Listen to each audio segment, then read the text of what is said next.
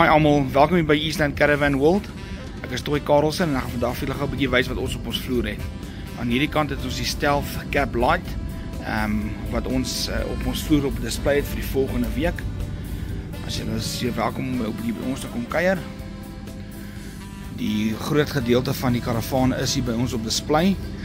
Meeste van die Stealth karavane se kombuise is buitekant.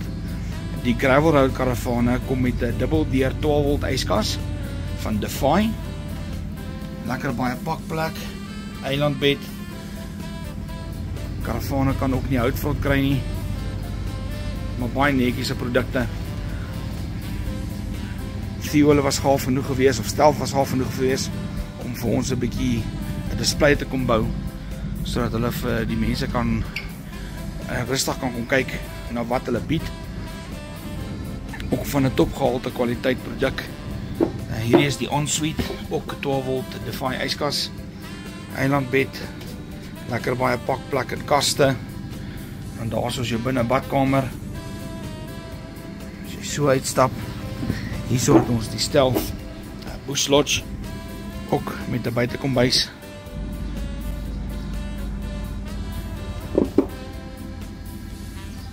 Sit area wat in 'n bed kan verander. Lekker baie pakplek, lekker groot bed. En aan hierdie kant het ons die Stealth Overlander.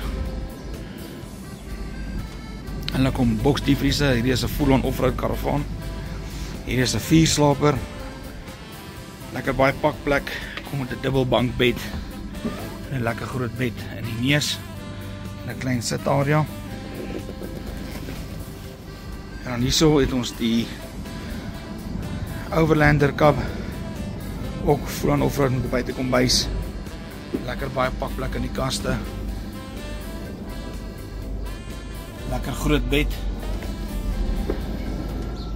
En ek wil net vir julle wys, as julle so gaan, daar is ons die Stealths vir julle almal op display. Kom kuier gerus by Eastland Caravan World.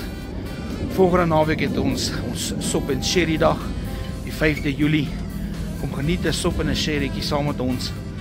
En ons vertel julle meer van die Stealth karavane wat hier op ons vloer staan.